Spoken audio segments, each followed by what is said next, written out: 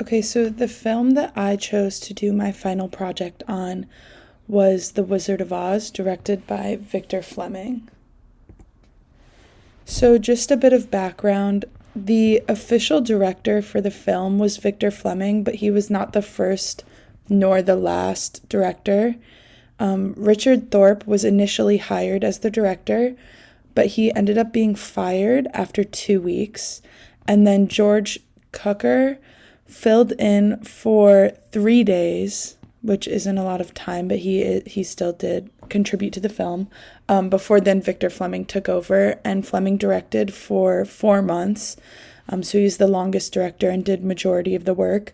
But eventually, he left the production so that he could take over for George by directing Gone with the Wind. So once Fleming left, his friend King Vidor agreed to help complete the film for the final 10 days of filming.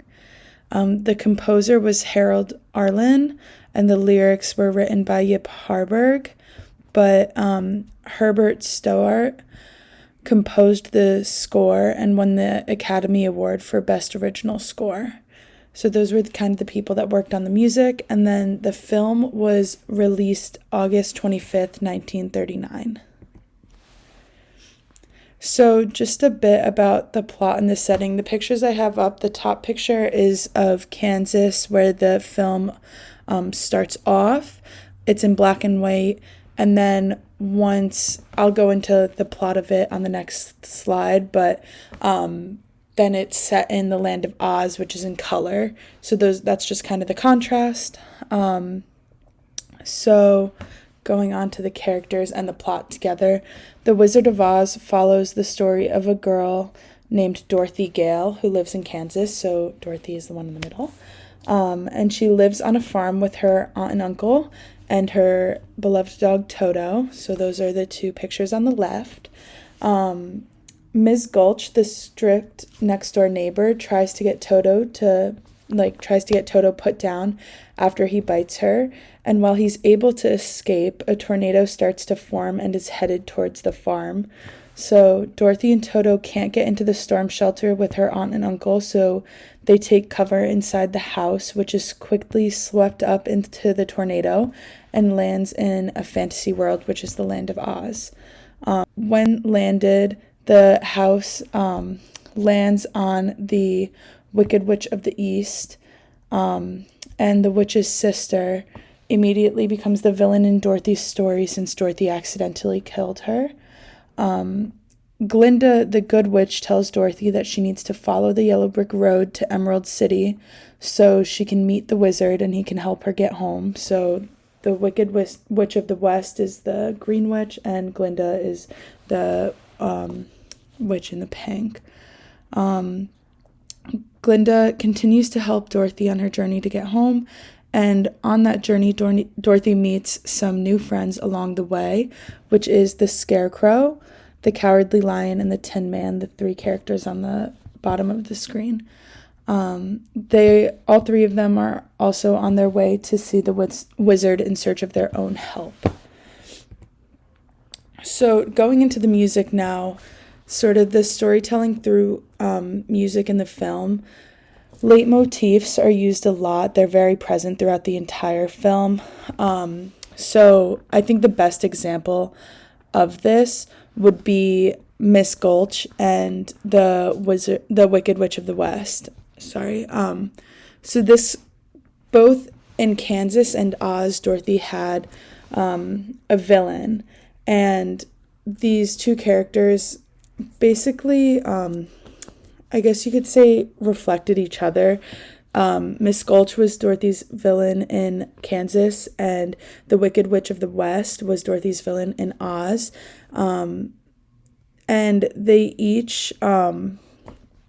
both had the same music played and leitmotif played when they would be on screen, showing to the viewer that they are the same villain. They were played by the same actress, but even though they're two separate characters, they're still very much the same person, which is why that leitmotif was used. The same one was used when they were both on the screen, and then each character kind of also has their own throughout the film. So the score is just as important as the various songs within the movie. It sets the tone throughout the journey and the various feelings that the characters are feeling. So this is sort of like, if you can see the songs that I put underneath that. Over the Rainbow correlates to Dorothy. If I Only Had a Brain is the Scarecrow. That's what he's searching for. He's searching for knowledge. If I Only Had a Heart, related to the Tin Man, because he's on his way to the wizard in search of a heart. He's heartbroken. He has no heart. And then If I Only Had the Nerve was for the Cowardly Lion, who's searching for bravery. And this just sort of exemplifies the deeper yearning that each character has. And then We're Off to See the Wizard is played after a new character joins the journey. So Dorothy sort of meets each character one by one, and after each time, and they're on their way down the yellow brick road, this song is played, and it sort of just, it repeats throughout the film. And then also, when Dorothy is on her journey, Follow the Yellow Brick Road and Off to See the Wizard, which is what I put in there, they're sort of, Dorothy's always skipping when those songs are playing, so she's very happy, very light on her feet. But then when they're in like a scary time or in a dark forest, We're Off to See the Wizard actually gets more somber and it slows down, just to show how like cautious they need to be and show the characters' fears. And then just, a full orchestra with all different wind instruments, brass instruments, percussion, etc., and also a chorus was used in the film. So then, to relate it to a piece that we did in class, we studied Berlioz's Symphonie Fantastique. And that piece has been described as, quote, the first musical expedition into psychedelia, both because of its hallucinatory and dreamlike nature and because history suggests Berlioz composed at least a portion of it under the influence of opium. A bunch of different sources have said that Berlioz was addicted to opium. I found that quote on Wikipedia, but there was better sources that also confirmed that.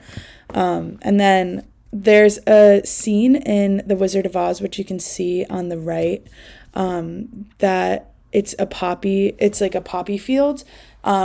Dorothy, Toto, and the Cowardly Lion all get very sleepy and they fall asleep. They're the only three that are actually like humans, because the Tin Man is tin and the Scarecrow is made out of straw. So they're the only three that, I guess like the lion is a lion, but like they're the only three that get affected by it. And the music in that scene is very whimsical and dreamlike, just like Berlioz's symphony. And opium is a derivative of poppies, and if Berlioz was under its influence, it's a very funny correlation between the two pieces, just, comparing that both in the Symphonie Fantastique and in the poppy field scene, the music actually very much correlates to each other and reflects each other, just showing how fun and very it's a lot of wind instruments and chimes and scales and whatnot, just showing that dreamlike fantasy land. And then those are my references.